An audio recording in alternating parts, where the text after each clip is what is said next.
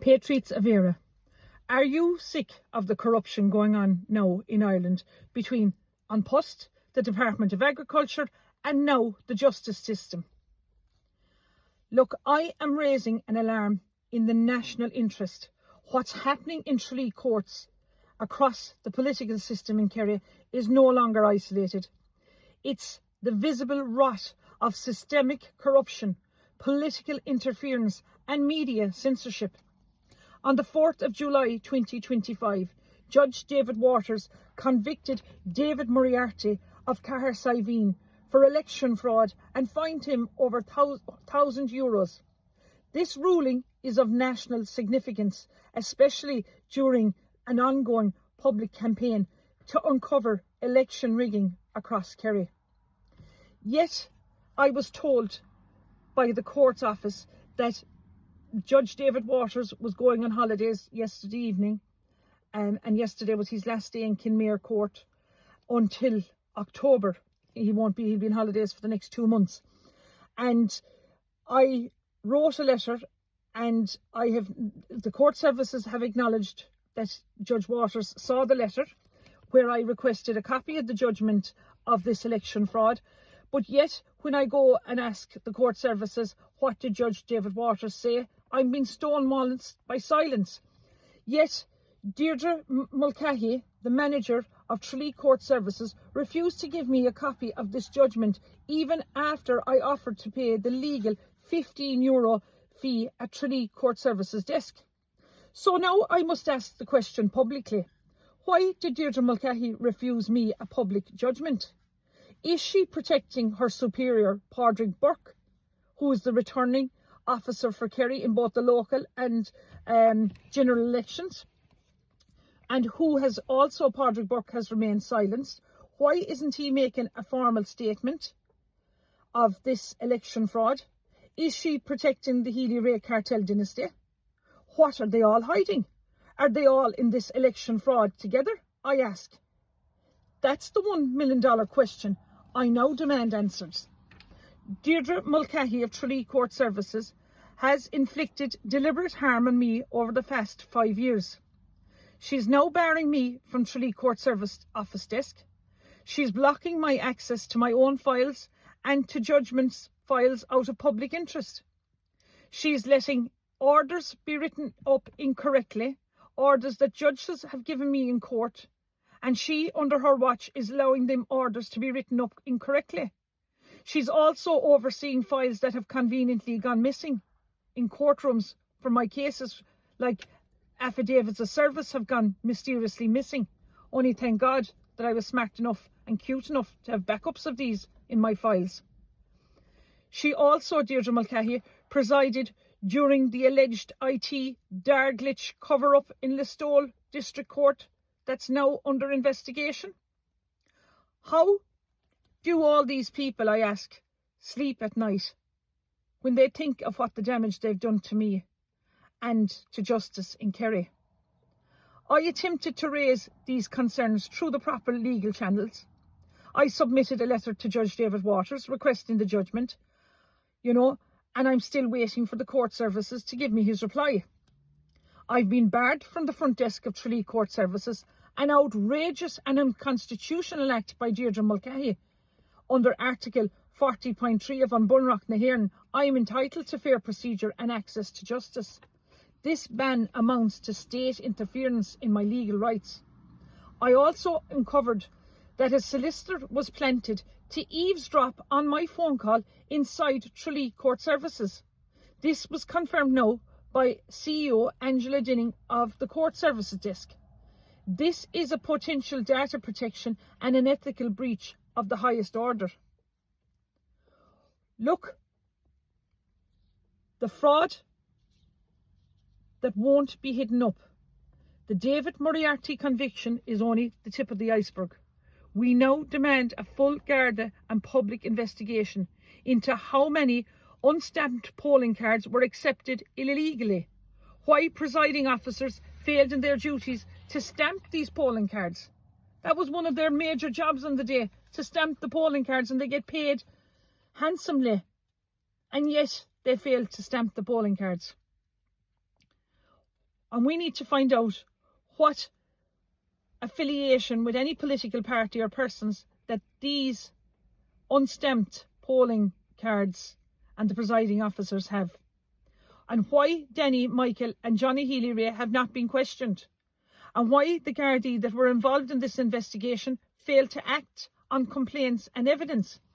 If election fraud took place, which we now know it did after David Moriarty's conviction, and is continued now to be ignored and covered up, we need names, roles and resignations. Look, on a rainy day outside Tralee Courthouse, I fell from the top of the steps to the bottom, suffering serious injuries. The steps were wet, covered in leaves and unsafe. Yet Kerry's Eyes journalists were present, including Anne Pullen, Aidan O'Connor in court that day, while Kerry Kennelly, who was photographing before and after the fall. And yet they said nothing, not one article, not one headline. Kerry Kennelly will now be expected to produce the photographs. This accident may not have made the front pages of the Kerry's Eye, but folks, believe me when I say it, it will make the front pages of the national newspapers very soon. To make matters worse, the court services falsely claimed that I fell on Ash Street, a blatant lie to avoid liability. I fell on the courthouse steps, which are responsible for by the courthouse. This building remains inaccessible, unsafe and unaccountable for. Fortunately, a local businesswoman who saw the incident and rushed to my aid. I ended up in hospital with neck, back, head, hip and ankle injuries sustained. I'm lucky to be alive. So, folks, my call to action now is enough is enough. Join me if you have been denied access to court judgments in Tralee Court Services, being mistreated or barred from Tralee Court Services by Deirdre Mulcahy or any member of Tralee Court Services staff, or if you've seen your court records mishandled, or if you've witnessed election irregularities, or if you had Gardaí ignore complaints, or if you have suffered injury at Tralee Courthouse, please contact me at info@michellekeane.ie. Now, I have already written to the Minister for Justice, and now I'm escalating this to the Garda Commissioner, or new Garda Commissioner, Justice Kelly, and if necessary to the International Court of Human Rights bodies. Because, folks, this is bigger than me. This is about truth. This is about the right of people to fair elections, fair courts and honest journalism. This is about whether corruption will be allowed to go unchecked in Kerry or anywhere else in Ireland. I will not stop. The truth is coming out and the time for silence is over. And let me be very clear, those people who have wronged me in justice and in preventing me getting justice will be now held accountable. As a proud Kerry people, we hold our heads high, not just for the beauty of our county, but for the integrity and decency of our communities. It is with deep disappointment and sadness that we learned of the incident involving two recently signed Kerry FC players, Matisse Randimani and Shane Maradusa, who were allegedly caught stealing from a local SuperValu. Yes, folks, SuperValu, an Irish-owned shop that serves our people day in and day out. These men had the world at their feet.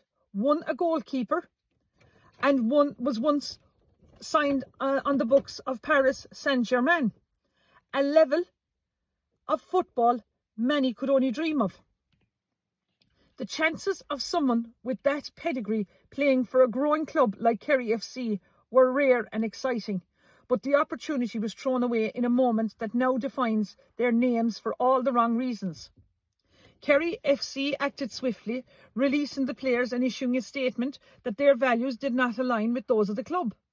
But let's be clear, folks, this is about more than a club.